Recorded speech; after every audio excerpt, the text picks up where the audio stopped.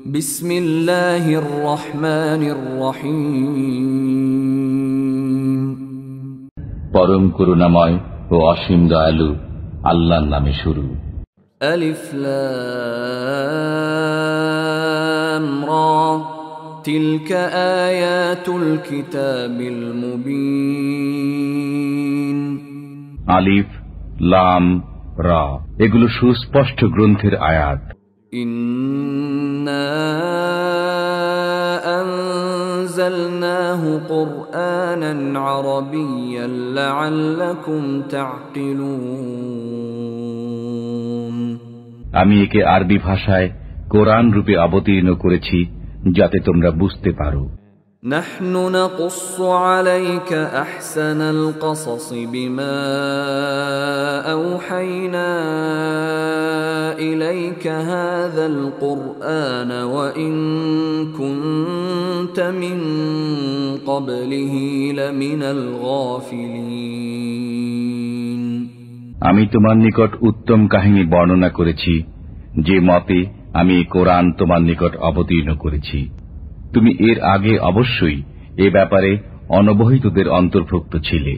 إذ قال يوسف لأبيه يا أبت إني رأيت 11 كوكبا والشمس والقمر رأيتهم لي ساجدين। যখন ইউসুফ পিতাকে বলল, পিতা, আমি স্বপ্নে দেখেছি 11টি নক্ষত্রকে, সূর্যকে এবং চন্দ্রকে, আমি তাদেরকে আমার উদ্দেশ্যে সিজদা করতে দেখেছি। قال يا بني لا تقصص رؤياك على إخوتك فيكيدوا لك كيدا إن الشيطان للإنسان عدو مبين। তিনি বললেন, বৎস, তোমার ভাইদের সামনে এ স্বপ্ন বর্ণনা করো না, তাহলে তারা তোমার বিরুদ্ধে চক্রান্ত করবে। নিশ্চয় শয়তান মানুষের প্রকাশ্য শত্রু। وَكَذَلِكَ يَجْتَبِيكَ رَبُّكَ وَيُعَلِّمُكَ مِن تَأْوِيلِ الْأَحَادِيثِ وَيُتِمُّ نِعْمَتَهُ عَلَيْكَ وَعَلَى آلِ يَعْقُوبَ كَمَا أَتَمَّهَا عَلَى أَبَوَيْكَ مِن قَبْلُ إِبْرَاهِيمَ وَإِسْحَاقَ إِنَّ رَبَّكَ عَلِيمٌ حَكِيمٌ। এমনি ভাবে তোমার পালনকর্তা তোমাকে মনোনীত করবেন এবং তোমাকে বাণীসমূহের নিগূঢ় তত্ত্ব শিক্ষা দেবেন এবং পূর্ণ করবেন স্বীয় অনুগ্রহ তোমার প্রতি ও ইয়াকুব পরিবার পরিজনের প্রতি, যেমন ইতিপূর্বে তোমার পিতৃপুরুষ ইব্রাহিম ও ইসাকের প্রতি পূর্ণ করেছেন। নিশ্চয় তোমার পালনকর্তা অত্যন্ত জ্ঞানী, প্রজ্ঞাময়। لقد كان في يوسف وإخوته آيات للسائلين। অবশ্যই ইউসুফ ও তার ভাইদের কাহিনীতে জিজ্ঞাসুদের জন্য নিদর্শনাবলী রয়েছে। إذ قالوا ليوسف وأخوه أحب إلى أبينا منا ونحن عصبة إن أبانا لفي ضلال مبين। যখন তারা বলল, অবশ্যই ইউসুফ ও তার ভাই আমাদের পিতার কাছে আমাদের চাইতে অধিক প্রিয়, অথচ আমরা একটা সংহত শক্তি বিশেষ। নিশ্চয় আমাদের পিতা স্পষ্ট ভ্রান্তিতে রয়েছেন। اقتلوا يوسف أو اطرحوه أرضا يخل لكم وجه أبيكم وتكونوا من بعده قوما صالحين। হত্যা করো ইউসুফকে কিংবা ফেলে আসো তাকে অন্য কোন স্থানে, এতে শুধু তোমাদের প্রতি তোমাদের পিতার মনোযোগ নিবিষ্ট হবে এবং এরপর তোমরা যোগ্য বিবেচিত হয়ে থাকবে। قال قائل منهم لا تقتلوا يوسف وألقوه في غيابة الجب يلتقطه بعض السيارة إن كنتم فاعلين।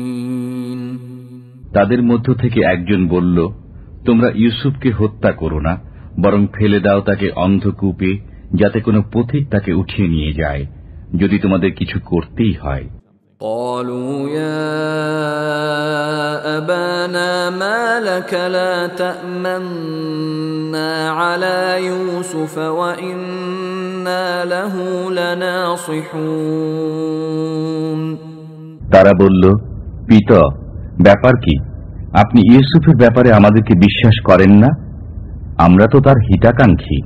أرسله معنا غدا يرتع ويلعب وإنا له لحافظون। আগামীকাল তাকে আমাদের সাথে প্রেরণ করুন, তৃপ্তিসহ খাবে এবং খেলাধুলা করবে, এবং আমরা অবশ্যই তার রক্ষণাবেক্ষণ করব। قال إني ليحزنني أن تذهبوا به وأخاف أن يأكله الذئب وأنتم عنه غافلون। তিনি বললেন, আমার দুশ্চিন্তা হয় যে তোমরা তাকে নিয়ে যাবে, এবং আমি আশঙ্কা করি যে ব্যাঘ্র তাকে খেয়ে ফেলবে এবং তোমরা তার দিক থেকে গাফেল থাকবে। قالوا لئن أكله الذئب ونحن عصبة إنا إذا لخاسرون। তারা বলল, আমরা একটি ভারী দল থাকা সত্ত্বেও যদি ব্যাঘ্র তাকে খেয়ে ফেলে, তবে আমরা সবই হারালাম। فلما ذهبوا به وأجمعوا أن يجعلوه في غيابة الجب وأوحينا إليه لتنبئنهم بأمرهم هذا وهم لا يشعرون। অতঃপর তারা যখন তাকে নিয়ে চলল এবং অন্ধকূপে নিক্ষেপ করতে একমত হল, এবং আমি তাকে ইঙ্গিত করলাম যে তুমি তাদেরকে তাদের এ কাজের কথা বলবে, এমত অবস্থায় যে তারা তোমাকে চিনবে না।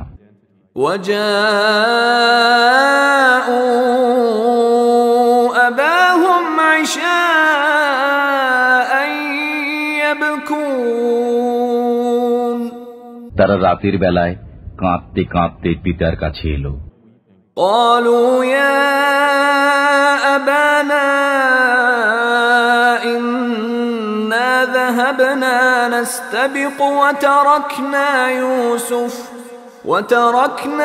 يوسف عند متاعنا فأكله الذئب وما أنت بمؤمن لنا ولو كنا صادقين। তারা বলল, পিতা, আমরা দৌড় প্রতিযোগিতা করতে গিয়েছিলাম এবং ইউসুফকে আসবাবপত্রের কাছে রেখে দিয়েছিলাম, অতঃপর তাকে বাঘে খেয়ে ফেলেছে। আপনি তো আমাদেরকে বিশ্বাস করবেন না, যদিও আমরা সত্যবাদী। وجاءوا على قميصه بدم كذب قال بل سولت لكم أنفسكم أمرا فصبر جميل والله المستعان على ما تصفون। বললেন, এটা কখনই নয়, বরং তোমাদের মন তোমাদেরকে একটা কথা সাজিয়ে দিয়েছে, সুতরাং এখন সবর করাই আমার পক্ষে শ্রেয়। তোমরা যা বর্ণনা করছো সে বিষয়ে একমাত্র আল্লাহই আমার সাহায্যস্থল। وجاءت سيارة فأرسلوا واردهم فأدلى دلوه قال يا بشرى هذا غلام وأسروه بضاعة والله عليم بما يعملون۔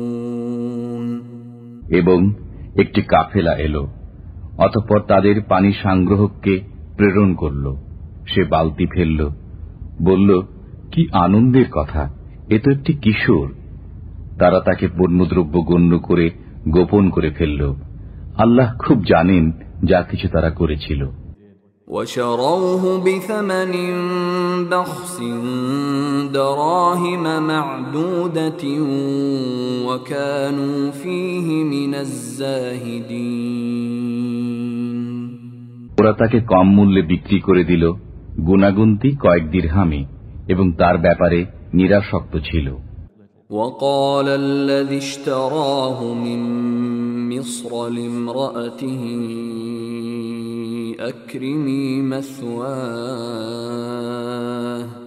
أكرمي مثواه عسى أن ينفعنا أو نتخذه ولدا وكذلك مكنا ليوسف في الأرض ولنعلمه من تأويل الأحاديث والله غالب على أمره ولكن أكثر الناس لا يعلمون। মিশরে যে ব্যক্তি তাকে ক্রয় করল, সে তার স্ত্রীকে বলল, একে সসম্মানে রাখো, সম্ভবত সে আমাদের কাজে আসবে, অথবা আমরা তাকে পুত্ররূপে গ্রহণ করে নেব। এমনি ভাবে আমি ইউসুফকে এদেশে প্রতিষ্ঠিত করলাম, এবং এজন্য যে তাকে বাক্যাদির পূর্ণ মর্ম অনুধাবনের পদ্ধতি বিষয়ে শিক্ষা দেই। আল্লাহ নিজ কাজে প্রবল থাকেন, কিন্তু অধিকাংশ লোক তা জানে না। ولما بلغ أشده آتيناه حكما وعلما وكذلك نجزي المحسنين। যখন সে পূর্ণ যৌবনে পৌঁছে গেল, তখন তাকে প্রজ্ঞা ও বুৎপত্তি দান করলাম। এমনি ভাবে আমি সৎকর্ম পরায়ণদেরকে প্রতিদান দেই। وراودته التي هو في بيتها عن نفسه وغلقت الأبواب وقالت هيت لك قال معاذ الله إنه ربي أحسن مثواي إنه لا يفلح الظالمون। আর সে যে মহিলার ঘরে ছিল, ওই মহিলা তাকে ফুসলাতে লাগল এবং দরজাসমূহ বন্ধ করে দিল। সে মহিলা বলল, শোনো, তোমাকে বলছি, এদিকে আসো।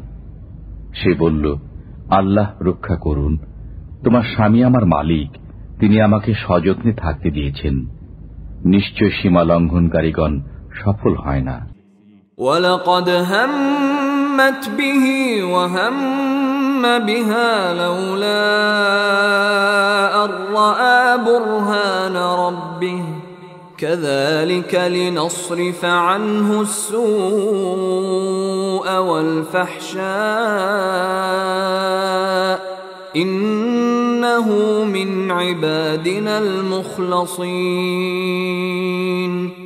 নিশ্চয় মহিলা তার বিষয়ে চিন্তা করেছিল, এবং সেও মহিলার বিষয়ে চিন্তা করত, যদি না সে স্বীয় পালনকর্তার মহিমা অবলোকন করত।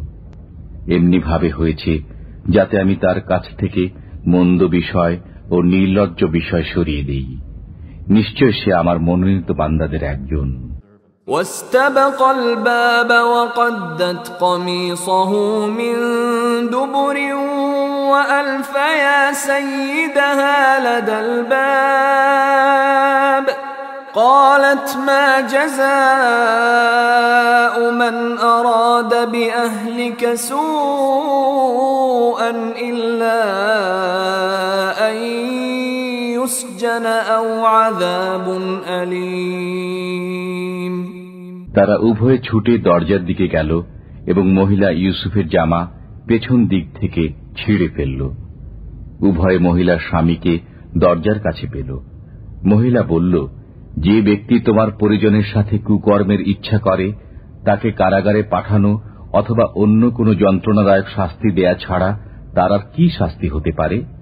قال هي راودتني عن نفسي وشهد شاهد من أهلها إن كان قميصه قد من قبل فصدقت وهو من الكاذبين। ইউসুফ আলাইহিস সালাম বললেন, সেই আমাকে আত্মসংবরণ না করতে ফুসলিয়েছে। মহিলার পরিবারের জনৈক সাক্ষী সাক্ষ্য দিল যে যদি তার জামা সামনের দিক থেকে ছিন্ন থাকে তবে মহিলা সত্যবাদিনী এবং সে মিথ্যাবাদী। وَإِن كَانَ قَمِيصُهُ قُدَّ مِن دُبُرٍ فَكَذَبَتْ وَهُوَ مِنَ الصَّادِقِينَ। এবং যদি তার জামা পিছন দিক থেকে ছিন্ন থাকে তবে মহিলা মিথ্যাবাদিনী এবং সে সত্যবাদী। فَلَمَّا رَأَى قَمِيصَهُ قُدَّ مِن دُبُرٍ قَالَ إِنَّهُ مِن كَيْدِكُنَّ إِنَّ كَيْدَكُنَّ عَظِيمٌ। অতঃপর গৃহস্বামী যখন দেখল যে তার জামা পেছন দিক থেকে ছিন্ন, তখন সে বলল, নিশ্চয় এটা তোমাদের ছলনা, নিঃসন্দেহে তোমাদের ছলনা খুবই মারাত্মক। ইউসুফ আ'রিদ আন হাযা ওয়াস্তাগফিরি লিযানবিকি ইন্নাকি কুনতি মিনাল খাতিঈন। ইউসুফ, এ প্রসঙ্গ ছাড়ো, আর হে স্ত্রীলোক, এ পাপের জন্য ক্ষমা প্রার্থনা করো, নিঃসন্দেহে তুমিই পাপাচারিণী। وقال نسوة في المدينة امرأة العزيز تراود فتاها عن نفسه قد شغفها حبا إنا لنراها في ضلال مبين। নগরে মহিলারা বলাবলি করতে লাগলো যে আজিজের স্ত্রী স্বীয় গোলামকে কুমতলব চরিতার্থ করার জন্য ফুসলায়, সে তার প্রেমে উন্মত্ত হয়ে গেছে, আমরা তো তাকে প্রকাশ্য ভ্রান্তিতে দেখতে পাচ্ছি।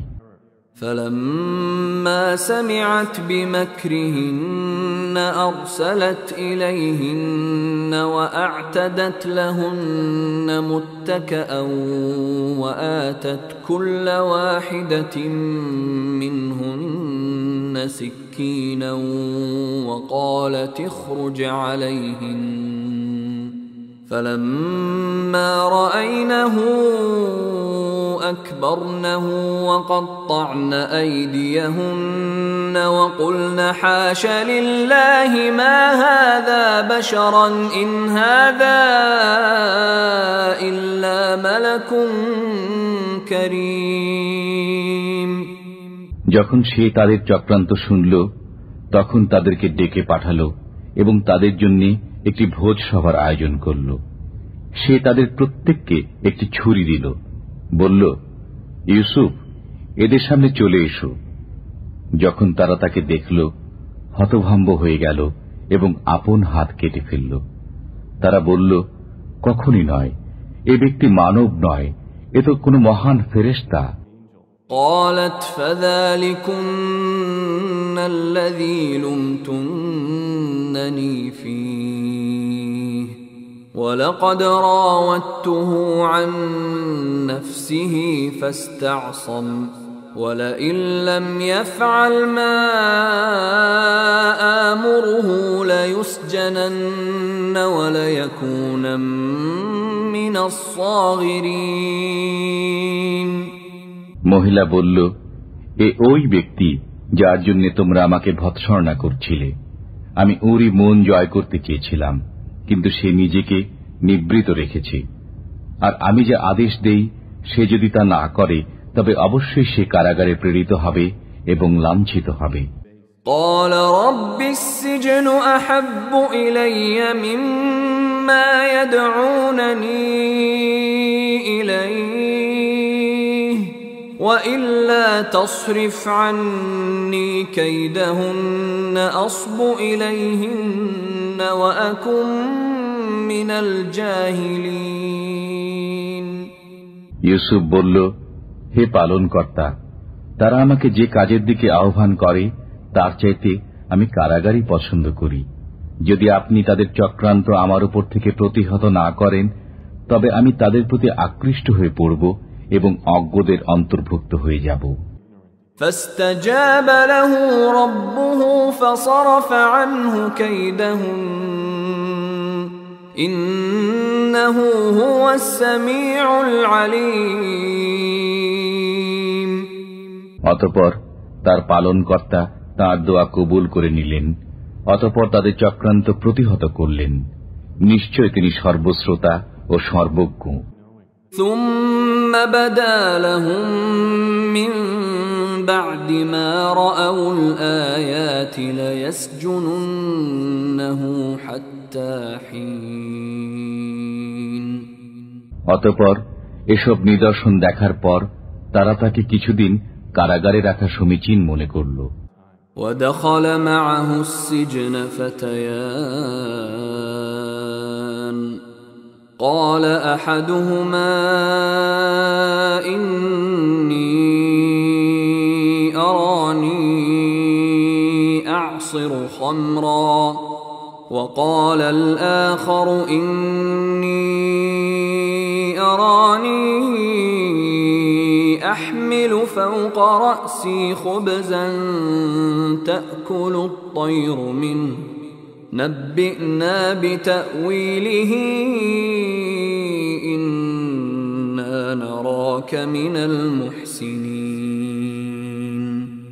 তার সাথে কারাগারে দুজন যুবক প্রবেশ করল। তাদের একজন বলল, আমি স্বপ্নে দেখলাম যে আমি মদ নিংড়াচ্ছি। অপরজন বলল, আমি দেখলাম যে নিজ মাথায় রুটি বহন করছি, তা থেকে পাখি ঠুকরিয়ে খাচ্ছে। আমাদেরকে এর ব্যাখ্যা বলুন, আমরা আপনাকে সৎকর্মশীল দেখতে পাচ্ছি। قال لا يأتيكما طعام ترزقانه إلا نبأتكما بتأويله قبل أن يأتيكما ذلكما مما علمني ربي إني تركت ملة قوم لا يؤمنون بالله وهم بالآخرة هم كافرون তিনি বললেন, তোমাদেরকে প্রত্যহ যে খাদ্য দেয়া হয় তা তোমাদের কাছে আসার আগেই আমি তার ব্যাখ্যা বলে দেব। এ জ্ঞান আমার পালনকর্তা আমাকে শিক্ষা দিয়েছেন। আমি ওই সব লোকের ধর্ম পরিত্যাগ করেছি যারা আল্লাহর প্রতি বিশ্বাস স্থাপন করে না এবং পরকালে অবিশ্বাসী। واتبعت ملة آبائي إبراهيم وإسحاق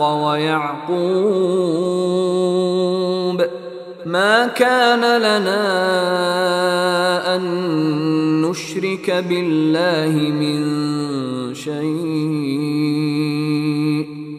ذلك من فضل الله علينا وعلى الناس ولكن أكثر الناس لا يشكرون আমি আপন পিতৃপুরুষ ইব্রাহিম, ইসহাক ও ইয়াকুবের ধর্ম অনুসরণ করছি। আমাদের জন্য শোভা পায় না যে কোনো বস্তুকে আল্লাহর অংশীদার করি। এটা আমাদের প্রতি এবং অন্য সব লোকের প্রতি আল্লাহর অনুগ্রহ, কিন্তু অধিকাংশ লোক অনুগ্রহ স্বীকার করে না। يا صاحبي السجن أأرباب متفرقون خير أم الله الواحد القهار হে কারাগারের সঙ্গীরা, পৃথক পৃথক অনেক উপাস্য ভালো না পরাক্রমশালী এক আল্লাহ? ما تعبدون من دونه إلا أسماء سميتموها سميتموها أنتم وآباؤكم ما أنزل الله بها من سلطان إن الحكم إلا لله أمر ألا تعبدوا إلا إياه ذلك الدين القيم ولكن أكثر الناس لا يعلمون তোমরা আল্লাহকে ছেড়ে নিছক কতগুলো নামের ইবাদত করো, সেগুলো তোমরা এবং তোমাদের বাপদাদারা সাব্যস্ত করে নিয়েছে। আল্লাহ এদের কোনো প্রমাণ অবতীর্ণ করেননি। আল্লাহ ছাড়া কারো বিধান দেবার ক্ষমতা নেই। তিনি আদেশ দিয়েছেন যে তিনি ব্যতীত অন্য কারো ইবাদত করো না, এটাই সরল পথ, কিন্তু অধিকাংশ লোক তা জানে না। يا صاحبي السجن أما أحدكما فيسقي ربه خمرا وأما الآخر فيصلب فتأكل الطير من رأسه قضي الأمر الذي فيه تستفتيان হে কারাগারের সঙ্গীরা, তোমাদের একজন আপন প্রভুকে মদ্যপান করাবে এবং দ্বিতীয় জন তাকে শুলে চড়ানো হবে, অতঃপর তার মস্তক থেকে পাখি আহার করবে। তোমরা যে বিষয়ে জানার আগ্রহী তার সিদ্ধান্ত হয়ে গেছে। وقال للذي ظن أنه ناج منهم اذكرني عند ربك فأنساه الشيطان ذكر ربه فلبث في السجن بضع سنين যে ব্যক্তি সম্পর্কে ধারণা ছিল যে সে মুক্তি পাবে, তাকে ইউসুফ বলে দিল, আপন প্রভুর কাছে আমার আলোচনা করবে। অতঃপর শয়তান তাকে প্রভুর কাছে আলোচনার কথা ভুলিয়ে দিল, ফলে তাকে কয়েক বছর কারাগারে থাকতে হল। وقال الملك إني أرى 7 بقرات سمان يأكلهن 7 عجاف و7 سنبلات خضر وأخر يابسات يا أيها الملأ أفتوني في رؤياي إن كنتم للرؤيا تعبرون বাদশা বলল, আমি স্বপ্নে দেখলাম 7টি মোটা তাজা গাভী, এদেরকে 7টি শীর্ণ গাভী খেয়ে যাচ্ছে এবং 7টি সবুজ শীষ ও অন্যগুলো শুষ্ক। হে পারিষদ বর্গ, তোমরা আমাকে আমার স্বপ্নের ব্যাখ্যা বলো, যদি তোমরা স্বপ্নের ব্যাখ্যায় পারদর্শী হয়ে থাকো। قالوا أضغاث أحلام وما نحن بتأويل الأحلام بعالمين তারা বলল, এটা কল্পনা প্রসূত স্বপ্ন, এরূপ স্বপ্নের ব্যাখ্যা আমাদের জানা নেই। وقال الذي نجا منهما وادكر بعد أمة أنا أنبئكم بتأويله فأرسلون দুজন কারারুদ্ধের মধ্য থেকে যে মুক্তি পেয়েছিল এবং দীর্ঘকাল পর স্মরণ হল, সে বলল, আমি তোমাদেরকে এর ব্যাখ্যা বলছি, তোমরা আমাকে প্রেরণ করো। يوسف أيها الصديق أفتنا في 7 بقرات سمان يأكلهن 7 عجاف و7 سنبلات خضر وأخر يابسات لعلي أرجع إلى الناس لعلهم يعلمون সে কথায় পৌঁছে বলল, হে ইউসুফ, হে সত্যবাদী, 7টি মোটা তাজা গাভী, তাদেরকে খাচ্ছে 7টি শীর্ণ গাভী এবং 7টি সবুজ শীষ ও অন্যগুলো শুষ্ক। আপনি আমাদেরকে এই স্বপ্ন সম্পর্কে পথ নির্দেশ প্রদান করুন, যাতে আমি তাদের কাছে ফিরে গিয়ে তাদের অবগত করাতে পারি। قال تزرعون 7 سنين دأبا فما حصدتم فذروه في سنبله إلا قليلا مما تأكلون বলল, তোমরা 7 বছর উত্তম রূপে চাষাবাদ করবে, অতঃপর যা কাটবে তার মধ্যে যে সামান্য পরিমাণ তোমরা খাবে তা ছাড়া অবশিষ্ট শস্য শীষ সমেত রেখে দেবে। ثم يأتي من بعد ذلك 7 شداد يأكلن ما قدمتم لهن إلا قليلا مما تحصنون এবং এর পরে আসবে দুর্ভিক্ষে 7 বছর। তোমরা এ দিনের জন্য যা রেখেছিলে তা খেয়ে যাবে, কিন্তু অল্প পরিমাণ ব্যতীত যা তোমরা তুলে রাখবে। ثم يأتي من بعد ذلك عام فيه يغاث الناس وفيه يعصرون এর পরেই আসবে 1 বছর, এতে মানুষের উপর বৃষ্টি বর্ষিত হবে এবং এতে তারা রস নিংড়াবে।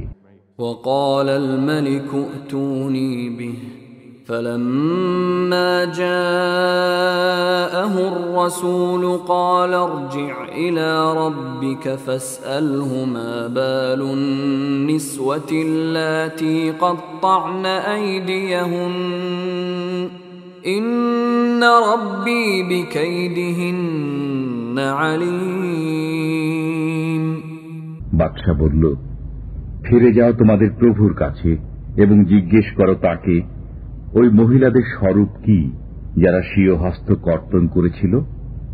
আমার পালনকর্তা তো তাদের ছলনা সবই জানেন। قال ما خطبكن إذ راوتن يوسف عن نفسه قلن حاش لله ما علمنا عليه من سوء قالت امرأة العزيز الآن حصحص الحق أنا راودته عن نفسه وإنه لمن الصادقين বাদশা মহিলাদেরকে বললেন, তোমাদের হাল হকিকত কি যখন তোমরা ইউসুফকে আত্মসংবরণ থেকে ফুসলিয়েছিলে? তারা বলল, আল্লাহ মহান, আমরা তার সম্পর্কে মন্দ কিছু জানি না। আজিজ পত্নী বলল, এখন সত্য কথা প্রকাশ হয়ে গেছে, আমি তাকে আত্মসংবরণ থেকে ফুসলিয়েছিলাম এবং সে সত্যবাদী। ذلك ليعلم أني لم أخنه بالغيب وأن الله لا يهدي كيد الخائنين ইউসুফ বললেন, এটা এজন্য যাতে আজিজ জেনে নেয় যে আমি গোপনে তার সাথে বিশ্বাসঘাতকতা করিনি, আরো এই যে আল্লাহ বিশ্বাসঘাতকদের প্রতারণাকে এগুতে দেন না। وما أبرئ نفسي إن النفس لأمارة بالسوء إلا ما رحم ربي إن ربي غفور رحيم আমি নিজেকে নির্দোষ বলি না, নিশ্চয় মানুষের মন মন্দ কর্মপ্রবণ, কিন্তু সে নয়, আমার পালনকর্তা যার প্রতি অনুগ্রহ করেন, নিশ্চয় আমার পালনকর্তা ক্ষমাশীল দয়ালু। وقال الملك ائتوني به أستخلصه لنفسي فلما كلمه قال إنك اليوم لدينا مكين أمين বাদশা বলল, তাকে আমার কাছে নিয়ে এসো, আমি তাকে নিজের বিশ্বস্ত সহচর করে রাখব। অতঃপর যখন তার সাথে মতবিনিময় করল, তখন বলল, নিশ্চয়ই আপনি আমার কাছে আজ থেকে বিশ্বস্ত হিসেবে মর্যাদার স্থান লাভ করেছেন। قال اجعلني على خزائن الأرض إني حفيظ عليم। ইউসুফ বলল, আমাকে দেশের ধন ভাণ্ডারে নিযুক্ত করুন, আমি বিশ্বস্ত রক্ষক ও অধিক জ্ঞানবান। وكذلك مكنا ليوسف في الأرض يتبوأ منها حيث يشاء نصيب برحمتنا من نشاء ولا نضيع أجر المحسنين। এমনি ভাবে আমি ইউসুফকে সে দেশের বুকে প্রতিষ্ঠা দান করেছি, সে তথায় যেখানে ইচ্ছা স্থান করে নিতে পারত। আমি স্বীয় রহমত যাকে ইচ্ছা পৌঁছে দিই, এবং আমি পুণ্যবানদের প্রতিদান বিনষ্ট করি না। وَلَأَجْرُ الْآخِرَةِ خَيْرٌ لِلَّذِينَ آمَنُوا وَكَانُوا يَتَّقُونَ। এবং ওই লোকদের জন্য পরকালে প্রতিদান উত্তম, যারা ঈমান এনেছে ও সতর্কতা অবলম্বন করে। وَجَاءَ إِخْوَةُ يُوسُفَ فَدَخَلُوا عَلَيْهِ فَعَرَفَهُمْ وَهُمْ لَهُ مُنكِرُونَ। ইউসুফের ভ্রাতারা আগমন করল, অতঃপর তার কাছে উপস্থিত হল। সে তাদেরকে চিনল এবং তারা তাকে চিনল না। وَلَمَّا جَهَّزَهُم بِجَهَازِهِمْ قَالَ ائْتُونِي بِأَخٍ لَّكُم مِّنْ أَبِيكُمْ أَلَا تَرَوْنَ أَنِّي أُوفِي الْكَيْلَ وَأَنَا خَيْرُ الْمُنزِلِينَ। এবং সে যখন তাদেরকে তাদের রসদ প্রস্তুত করে দিল, তখন সে বলল, তোমাদের বৈমাত্রীয় ভাইকে আমার কাছে নিয়ে এসো। তোমরা কি দেখো না যে আমি পুরো মাপ দেই এবং মেহমানদেরকে উত্তম সমাদর করি? فَإِن لَّمْ تَأْتُونِي بِهِ فَلَا كَيْلَ لَكُمْ عِندِي وَلَا تَقْرَبُونَ। অতঃপর যদি তাকে আমার কাছে না আনো, তবে আমার কাছে তোমাদের কোনো বরাদ্দ নেই এবং তোমরা আমার কাছে আসতে পারবে না। قالوا سنراود عنه أباه وإنا لفاعلون। তারা বলল, আমরা তার সম্পর্কে তার পিতাকে সম্মত করার চেষ্টা করব এবং আমাদেরকে এ কাজ করতেই হবে। وقال لفتيانه جعلوا بضاعتهم في رحالهم لعلهم يعرفونها إذا انقلبوا إلى أهلهم لعلهم يرجعون। এবং সে ভৃত্যদেরকে বলল, তাদের পণ্যমূল্য তাদের রসদপত্রের মধ্যে রেখে দাও, সম্ভবত তারা গৃহে পৌঁছে তা বুঝতে পারবে, সম্ভবত তারা পুনর্বার আসবে। فَلَمَّا رَجَعُوا إِلَى أَبِيهِمْ قَالُوا يَا أَبَانَا مُنِعَ مِنَّا الْكَيْلُ فَأَرْسِلْ مَعَنَا أَخَانَا نَكْتَلْ وَإِنَّا لَهُ لَحَافِظُونَ। তারা যখন তাদের পিতার কাছে ফিরে এলো, তখন বলল, হে আমাদের পিতা, আমাদের জন্য খাদ্যশস্যের বরাদ্দ নিষিদ্ধ করা হয়েছে, অতএব আপনি আমাদের ভাইকে আমাদের সাথে প্রেরণ করুন, যাতে আমরা খাদ্যশস্যের বরাদ্দ আনতে পারি এবং আমরা অবশ্যই তার পুরোপুরি হেফাজত করব। قال هل آمنكم عليه إلا كما أمنتكم على أخيه من قبل فالله خير حافظا وهو أرحم الراحمين। বললেন, আমি তার সম্পর্কে তোমাদেরকে কি সেরূপ বিশ্বাস করব যেমন ইতিপূর্বে তার ভাই সম্পর্কে বিশ্বাস করেছিলাম। অতএব আল্লাহ উত্তম হেফাজতকারী এবং তিনি সর্বাধিক দয়ালু। ولما فتحوا متاعهم وجدوا بضاعتهم ردت إليهم قالوا يا أبانا ما نبغي هذه بضاعتنا ردت إلينا ونمير أهلنا ونحفظ أخانا ونزداد كيل بعير ذلك كيل يسير। এবং যখন তারা আসবাবপত্র খুলল তখন দেখতে পেল যে তাদেরকে তাদের পণ্য মূল্য ফেরত দেয়া হয়েছে। তারা বলল, হে আমাদের পিতা, আমরা আর কি চাইতে পারি? এই আমাদের প্রদত্ত পণ্য মূল্য আমাদেরকে ফেরত দেয়া হয়েছে। এখন আমরা আবার আমাদের পরিবার বর্গের জন্য রসদ আনব এবং আমাদের ভাইয়ের দেখাশোনা করব এবং এক উটের বরাদ্দ খাদ্যশস্য আমরা অতিরিক্ত আনব। ওই বরাদ্দ সহজ। قال لن أرسله معكم حتى تؤتون موثقا من الله لتأتونني به إلا أن يحاط بكم فلما آتوه موثقهم قال الله على ما نقول وكيل।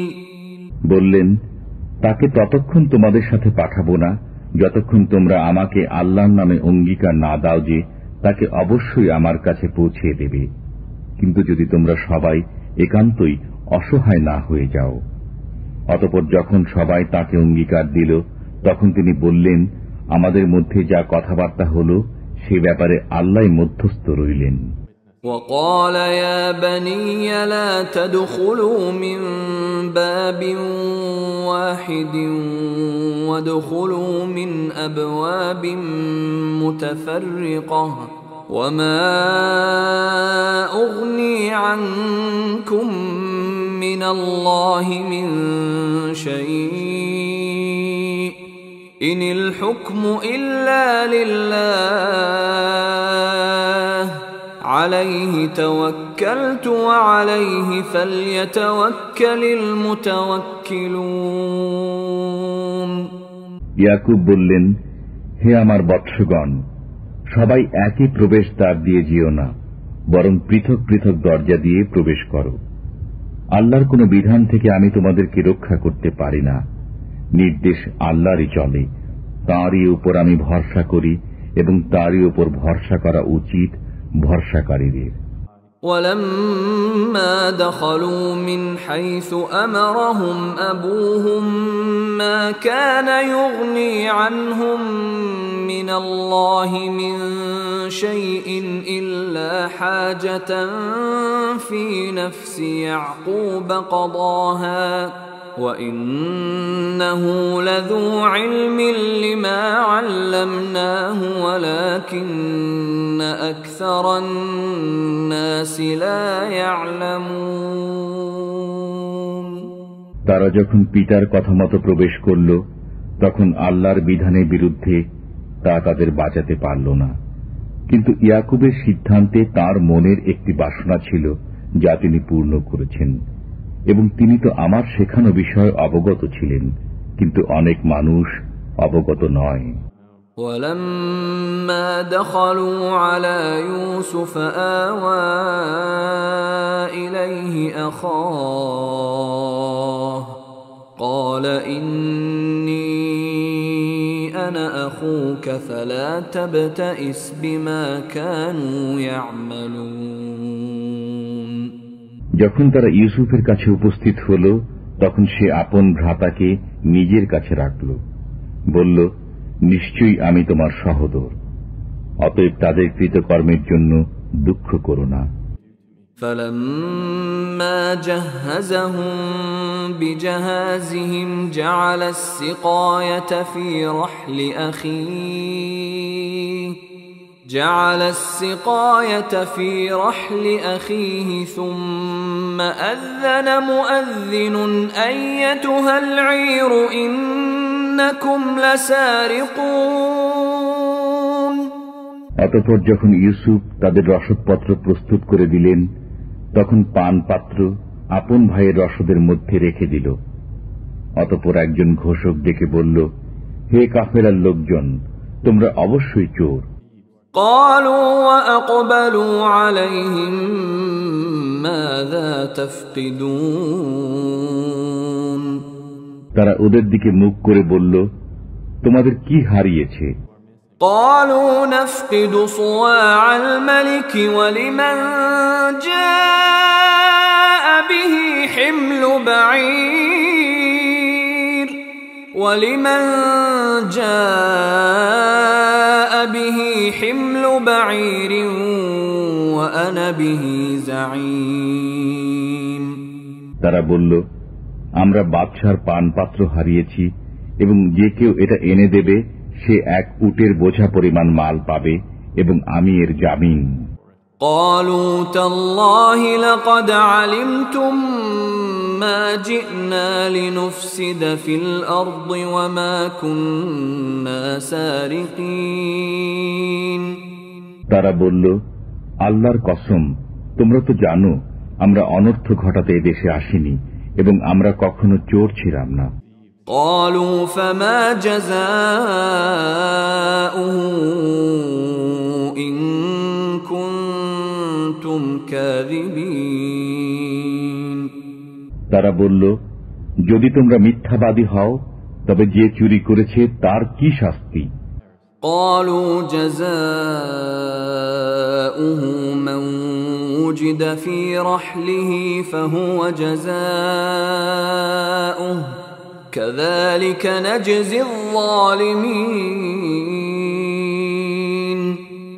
তারা বলল, এর শাস্তি এই যে যার রসদপত্র থেকে তা পাওয়া যাবে এর প্রতিদানে সে দাসত্বে যাবে। আমরা জালেমদেরকে এভাবেই শাস্তি দেই। فبدأ بأوعيتهم قبل وعاء أخيه ثم استخرجها من وعاء أخيه كذلك كدنا ليوسف ما كان ليأخذ أخاه في دين الملك إلا أن يشاء الله نرفع درجات من نشاء وفوق كل ذي علم عليم। অতঃপর ইউসুফ আপন ভাইয়ের থলের পূর্বে তাদের থলে তল্লাশি শুরু করলেন। অবশেষে সেই পাত্র আপন ভাইয়ের থলের মধ্য থেকে বের করলেন। এমনি ভাবে আমি ইউসুফকে কৌশল শিক্ষা দিয়েছিলাম। সে বাদশার আইনে আপন ভাইকে কখনো দাসত্বে নিতে পারত না, কিন্তু আল্লাহ যদি ইচ্ছা করেন। আমি যাকে ইচ্ছা মর্যাদায় উন্নীত করি এবং প্রত্যেক জ্ঞানের উপরে আছেন অধিকতর এক জ্ঞানীজন। قالوا إن يسرق فقد سرق أخ له من قبل فأسرها يوسف في نفسه ولم يبدها لهم قال أنتم شر مكانا والله أعلم بما تصفون। তারা বলতে লাগলো, যদি সে চুরি করে থাকে তবে তার এক ভাইও ইতিপূর্বে চুরি করেছিল। তখন ইউসুফ প্রকৃত ব্যাপার নিজের মনে রাখলেন এবং তাদেরকে জানালেন না। মনে মনে বললেন, তোমরা লোক হিসাবে নিতান্ত মন্দ এবং আল্লাহ খুব জ্ঞাত রয়েছেন যা তোমরা বর্ণনা করছ। قالوا يا أيها العزيز إن له أبا شيخا كبيرا فخذ أحدنا مكانه إنا نراك من المحسنين। তারা বলতে লাগলো, হে আজিজ, তার পিতা আছেন যিনি খুবই বৃদ্ধ বয়স্ক, সুতরাং আপনি আমাদের একজনকে তার বদলে রেখে দিন। আমরা আপনাকে অনুগ্রহশীল ব্যক্তিদের একজন দেখতে পাচ্ছি। قال معاذ الله أن نأخذ إلا من وجدنا متاعنا عنده إنا إذا لظالمون। তিনি বললেন, যার কাছে আমরা আমাদের মাল পেয়েছি তাকে ছাড়া আর কাউকে গ্রেফতার করা থেকে আল্লাহ আমাদের রক্ষা করুন, তাহলে তো আমরা নিশ্চিতই অন্যায়কারী হয়ে যাব। فَلَمَّا اسْتَيْأَسُوا مِنْهُ خَلَصُوا نَجِيًّا قَالَ كَبِيرُهُمْ أَلَمْ تَعْلَمُوا أَنَّ أَبَاكُمْ قَدْ أَخَذَ عَلَيْكُمْ مَوْثِقًا مِّنَ اللَّهِ وَمِن قَبْلُ مَا فَرَّطتُمْ فِي يُوسُفَ فلن أبرح الأرض حتى يأذن لي أبي أو يحكم الله لي وهو خير الحاكمين। অতঃপর যখন তারা তার কাছ থেকে নিরাশ হয়ে গেল, তখন পরামর্শের জন্য একান্তে বসল। তাদের জ্যেষ্ঠ ভাই বলল, তোমরা কি জানো না যে পিতা তোমাদের কাছ থেকে আল্লাহর নামে অঙ্গীকার নিয়েছেন এবং পূর্বে ইউসুফের ব্যাপারে তোমরা অন্যায় করেছ? অতএব আমি তো কিছুতেই এদেশ ত্যাগ করব না যে পর্যন্ত না পিতা আমাকে আদেশ দেন অথবা আল্লাহ আমার পক্ষে কোনো ব্যবস্থা করে দেন। তিনি সর্বোত্তম ব্যবস্থাপক। ارجعوا إلى أبيكم فقولوا يا أبانا إن ابنك سرق وما شهدنا إلا بما علمنا وما كنا للغيب حافظين। তোমরা তোমাদের পিতার কাছে ফিরে যাও এবং বলো, পিতা, আপনার ছেলে চুরি করেছে। আমরা তাই বলে দিলাম যা আমাদের জানা ছিল এবং অদৃশ্য বিষয়ের প্রতি আমাদের লক্ষ্য ছিল না। واسأل القرية التي كنا فيها والعير التي أقبلنا فيها وإنا لصادقون। জিজ্ঞেস করুন ওই জনপদের লোকদেরকে যেখানে আমরা ছিলাম এবং ওই কাফেলাকে যাদের সাথে আমরা এসেছি, নিশ্চিতই আমরা সত্য বলছি। قال بل سولت لكم أنفسكم أمرا فصبر جميل عسى الله أن يأتيني بهم جميعا إنه هو العليم الحكيم। তিনি বললেন, কিছু না, তোমরা মন গড়া একটি কথা নিয়ে এসেছ, এখন ধৈর্য ধারণে উত্তম। সম্ভবত আল্লাহ তাদের সবাইকে একসঙ্গে আমার কাছে নিয়ে আসবেন, তিনি সুবিজ্ঞ প্রজ্ঞাময়। وتولى عنهم وقال يا أسفا على يوسف وابيضت عيناه من الحزن فهو كظيم। এবং তাদের দিক থেকে তিনি মুখ ফিরিয়ে নিলেন এবং বললেন, হায় আফসোস ইউসুফের জন্য, এবং দুঃখে তাঁর চক্ষুদ্বয় সাদা হয়ে গেল এবং অসহনীয় মনস্তাপে তিনি ছিলেন ক্লিষ্ট। قالوا تالله تفتأ تذكر يوسف حتى تكون حرضا أو تكون من الهالكين। তারা বলতে লাগল, আল্লাহর কসম, আপনি তো ইউসুফের স্মরণ থেকে নিবৃত হবেন না যে পর্যন্ত মরণাপন্ন না হয়ে যান কিংবা মৃত্যুবরণ না করেন। قال إنما أشكو بثي وحزني إلى الله وأعلم من الله ما لا تعلمون। তিনি বললেন, আমি তো আমার দুঃখ ও অস্থিরতা আল্লাহর সমীপে নিবেদন করছি এবং আল্লাহর পক্ষ থেকে আমি যা জানি তা তোমরা জানো না। يا بني يذهبوا فتحسسوا من يوسف وأخيه ولا تيأسوا من روح الله إنه لا ييأس من روح الله إلا القوم الكافرون বৎসগণ, যাও, ইউসুফ ও তার ভাইকে তালাশ করো এবং আল্লাহর রহমত থেকে নিরাশ হইও না। নিশ্চয় আল্লাহর রহমত থেকে কাফের সম্প্রদায় ব্যতীত অন্য কেউ নিরাশ হয় না। فلما دخلوا عليه قالوا يا أيها العزيز مسنا وأهلنا الضر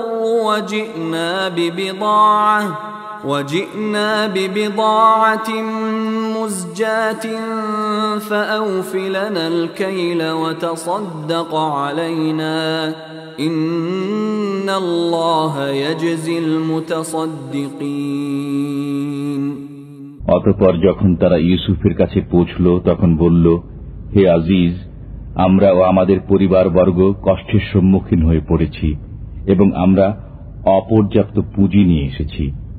অতএব আপনি আমাদেরকে পুরাপুরি বরাদ্দ দিন এবং আমাদেরকে দান করুন। আল্লাহ দাতাদেরকে প্রতিদান দিয়ে থাকেন। قال هل علمتم ما فعلتم بيوسف وأخيه إذ أنتم جاهلون ইউসুফ বললেন, তোমাদের জানা আছে কি যা তোমরা ইউসুফ ও তার ভাইয়ের সাথে করেছ যখন তোমরা অপরিণামদর্শী ছিলে? قالوا أئنك لأنت يوسف قال أنا يوسف وهذا أخي قد من الله علينا إنه من يتق ويصبر فإن الله لا يضيع أجر المحسنين তারা বলল, তবে কি তুমি ইউসুফ? বললেন, আমি ইউসুফ এবং এ হল আমার সহোদর ভাই। আল্লাহ আমাদের প্রতি অনুগ্রহ করেছেন। নিশ্চয় যে তাকওয়া অবলম্বন করে এবং সবর করে, আল্লাহ এহেন সৎকর্মশীলদের প্রতিদান বিনষ্ট করেন না। قالوا تالله لقد آثرك الله علينا وإن كنا لخاطئين তারা বলল, আল্লাহর কসম, আমাদের চাইতে আল্লাহ তোমাকে পছন্দ করেছেন এবং আমরা অবশ্যই অপরাধী ছিলাম। قال لا تثريب عليكم اليوم يغفر الله لكم وهو أرحم الراحمين বললেন, আজ তোমাদের বিরুদ্ধে কোনো অভিযোগ নেই। আল্লাহ তোমাদেরকে ক্ষমা করুন, তিনি সব মেহেরবানের চাইতে অধিক মেহেরবান। اذهبوا بقميصي هذا فألقوه على وجه أبي يأت بصيرا وأتوني بأهلكم أجمعين তোমরা আমার জামাতে নিয়ে যাও, এটি আমার পিতার মুখমণ্ডলের উপর রেখে দিও, এতে তার দৃষ্টিশক্তি ফিরে আসবে, আর তোমাদের পরিবার বর্গের সবাইকে আমার কাছে নিয়ে এসো। ولما فصلت العير قال أبوهم إني لأجد ريح يوسف لولا أن تفندون যখন কাফেলা রওনা হলো তখন তাদের পিতা বললেন, যদি তোমরা আমাকে অপ্রকৃতিস্থ না বলো তবে বলি, আমি নিশ্চিত রূপেই ইউসুফের গন্ধ পাচ্ছি। قالوا تالله إنك لفي ضلالك القديم লোকেরা বলল, আল্লাহর কসম, আপনি তো সেই পুরনো ভ্রান্তিতে পড়ে আছেন। فلما أن جاء البشير ألقاه على وجهه فارتد بصيرا قال ألم أقل لكم إني أعلم من الله ما لا تعلمون অতঃপর যখন সুসংবাদদাতা পৌঁছল, সে জামাটি তার মুখে রাখল। এমনি তিনি দৃষ্টিশক্তি ফিরে পেলেন। বললেন, আমি কি তোমাদেরকে বলিনি যে আমি আল্লাহর পক্ষ থেকে যা জানি তোমরা তা জানো না?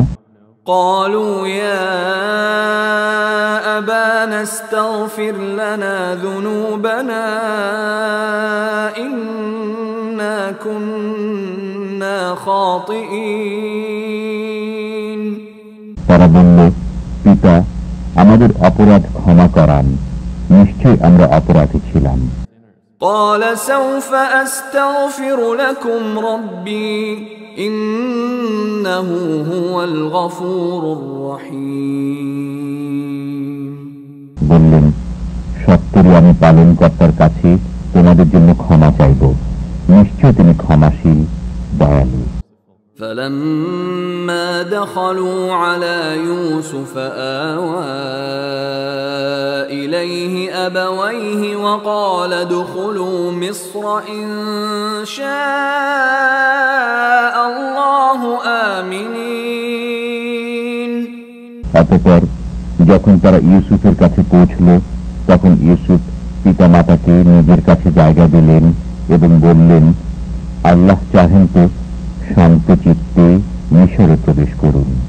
ورفع أبويه على العرش وخروا له سجدا وقال يا أبت هذا تأويل رؤياي من قبل قد جعلها ربي حقا وقد أحسن بي إذ أخرجني من السجن وجاء بكم من البدو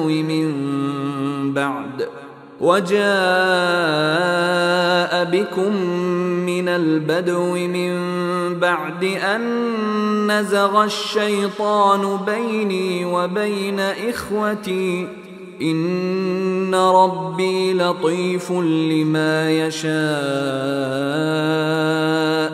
إنه هو العليم الحكيم এবং তিনি পিতামাতাকে সিংহাসনের উপর বসালেন এবং তারা সবাই তাঁর সামনে সিজদাবনত হল।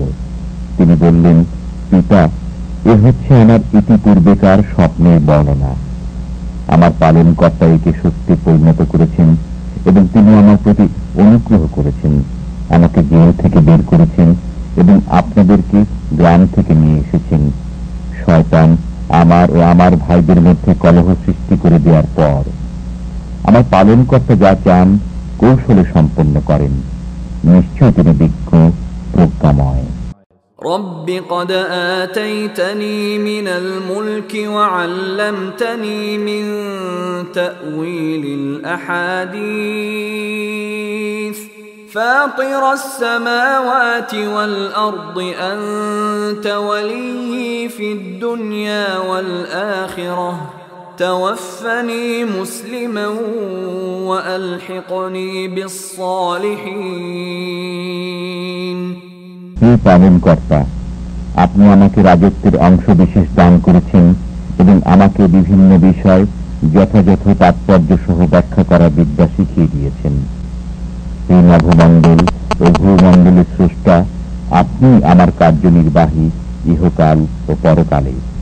আমাকে ইসলামের উপর মৃত্যু দান করুন এবং আমাকে সজ্জনের সাথে মিলিত করুন। ذلك من أنباء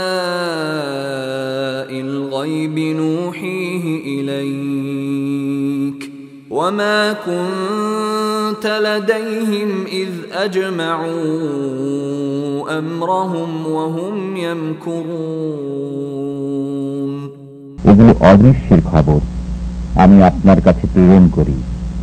আপনি তাদের কাছে ছিলেন না যখন পারস্যীয় কাজ সাব্যস্ত করছিল এবং চক্রান্ত করছিল। وما أكثر الناس ولو حرصت بمؤمنين আপনি যত চান অধিকাংশ লোক বিশ্বাসকারী নয়।